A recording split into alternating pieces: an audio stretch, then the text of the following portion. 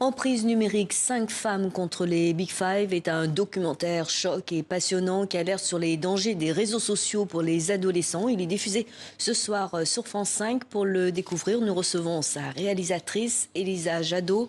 Bonjour, merci d'être avec nous. Avant de commencer cet entretien, on va regarder la bande-annonce de votre documentaire dans lequel vous suivez 5 femmes en Europe et aux États-Unis qui ont assigné en justice les géants des réseaux sociaux. Monsieur Zuckerberg, vous avez du sang sur les mains. 5 femmes attaquent les 5 plus grandes plateformes numériques. La majorité des familles ont perdu leurs enfants. Les enfants ne sont pas votre priorité, ils sont vos produits. Leur but, limiter leur influence sur les enfants et les ados. Cela fait plus de 20 ans que les entreprises de réseaux sociaux ont la possibilité de se réguler, qu'elles veulent faire du profit. Et qui sont ces 5 femmes qui osent s'attaquer aux entreprises ? Ce sont 5 femmes, comme vous l'avez dit, à travers le monde qui ont décidé de bouleverser leur quotidien pour entrer dans une lutte pour sauver les enfants, les adolescents et les futures générations de ce qu'elles estiment être des ravages causés par les réseaux sociaux. Et donc, ce sont 5 femmes de la société civile. On a une avocate, une militante, des mères de famille qui ne se connaissent pas du tout, mais avec leurs propres armes, elles rentrent aussi dans une lutte contre les géants des technologies les plus puissants, donc les 5 grandes plateformes de médias sociaux, Meta, TikTok, Snapchat, X et Discord. On l'a vu dans l'extrait de la bande-annonce, le 31 janvier, les dirigeants des plus grands médias sociaux ont été auditionnés au Sénat américain. C'est le cas de Mark Zuckerberg, le fondateur de Facebook. Vous étiez présente ce jour-là, vous avez suivi les auditions. Quelle était l'ambiance pesante ? L'atmosphère était un petit peu pesante au départ, évidemment, parce qu'on le voit sur les images. Il y avait des centaines de parents qui brandissaient la photo de leur enfant décédé.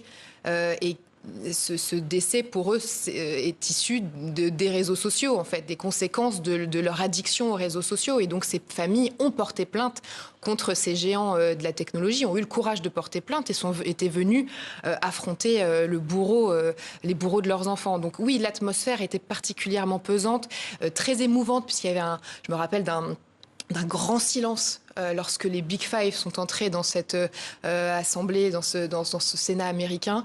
Un grand silence, seulement le bruit des photographes, et c'était particulièrement lourd. Et puis, au fur et à mesure de l'audition, bien finalement, les sénateurs ont commencé à bousculer un petit peu les Big Five pour qu'ils répondent de leurs responsabilités. On entend d'ailleurs cette phrase très forte, les enfants ne sont pas vos priorités, ils sont vos produits. Alors comment peut-on obliger les Big Five à réguler leur plateforme ? Qu'est-ce qu'on peut faire ? Alors, est-ce qu'on peut les obliger ? Ça, c'est aux États aussi de prendre des décisions, effectivement, de prendre des mesures. Instaurer des lois. Instaurer des lois. Écoutez, on l'a fait pour la pornographie, on le fait pour l'alcool, on l'a fait pour le tabac.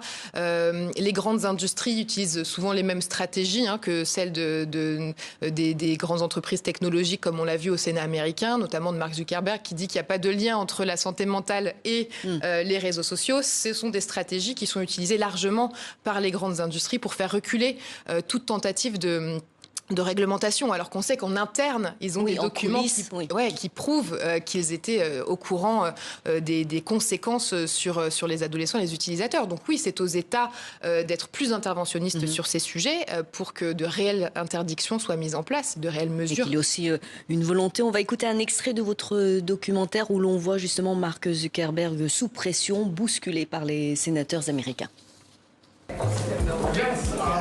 Mark Zuckerberg ne me fait pas peur. Pas du tout. Have you compensated any of the victims? These girls, have you compensated them? I don't believe so. Why not? Don't you think they deserve some compensation for what your platform has done? There's families of victims here today. Have you apologized to the victims? Would you like to do so now? Well, they're here, you're on national television. Would you like now to apologize to the victims who have been harmed by your product? Show them the pictures. Would you like to apologize for what you've done to these good people? Mark Zuckerberg s'est finalement excusé auprès des victimes. Et maintenant, comment les choses peuvent avancer ? Est-ce que les recours collectifs à l'échelle mondiale font peur aux Big Five ? En tout cas, les femmes que je suis dans le film ont espoir que ces recours-là fassent peur. Effectivement, on sait que...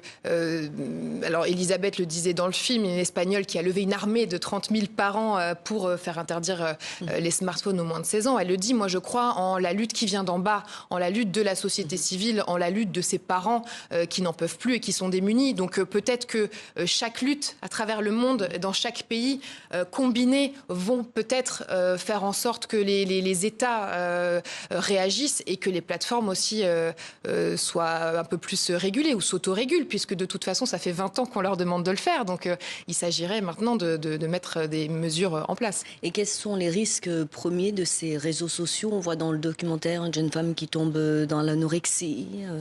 Alors il y a plusieurs risques, mais c'est vrai que le problème est le problème des algorithmes, puisque les algorithmes ne proposent pas aux utilisateurs ce qu'ils aiment, mais ce qui les fait rester le plus de temps possible.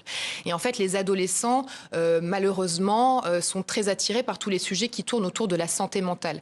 Et donc les algorithmes ont appris, avec les données de chaque utilisateur depuis de nombreuses années, que les thématiques autour donc de la dépression, de l'anorexie, de l'automutilation, du suicide étaient source d'engagement en fait pour les utilisateurs et donc faisait rester les adolescents très longtemps sur leur plateforme. Donc les algorithmes suggèrent en masse ces types de contenus et enferment les adolescents dans des bulles sombres et de dépression. C'est ce que vous avez d'ailleurs constaté en créant un faux compte, celui de Lily, 13 ans. Les algorithmes vous ont proposé des contenus plutôt...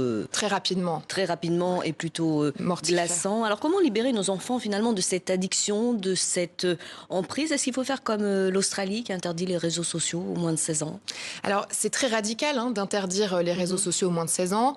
Est-ce qu'on pourrait déjà peut-être envisager de supprimer l'algorithme pour les adolescents, ce qui empêcherait du coup à la fois ces contenus d'être proposés et dans un second temps, ce qui empêcherait aussi les pédocriminels d'entrer en contact avec les adolescents, puisque c'est aussi un autre problème de l'algorithme, c'est que les personnes, les hommes qui cherchent des profils de jeunes femmes, l'algorithme leur suggère des nouveaux contenus. Donc peut-être qu'on pourrait déjà supprimer l'algorithme et puis il faudrait aussi qu'il y ait plus de mise en place de contrôle lorsqu'un adolescent entre sur la plateforme et inscrit son âge, il faudrait pouvoir vérifier quel âge il a. Parce que comment interdire les réseaux sociaux aux moins de 16 ans quand à aucun moment, lorsqu'on ouvre le compte, il nous est demandé ni pièce d'identité, ni justificatif, ni accord parental, etc. Donc déjà, peut-être dès le départ, dès l'ouverture des comptes ou l'enregistrement de ces applications, il faudrait pouvoir vérifier l'âge des mineurs. Merci beaucoup Elisa Jadot. Je rappelle que votre documentaire est à découvrir ce soir sur France 5 lors d'une émission spéciale. Merci pour cet entretien sur TV5 Monde.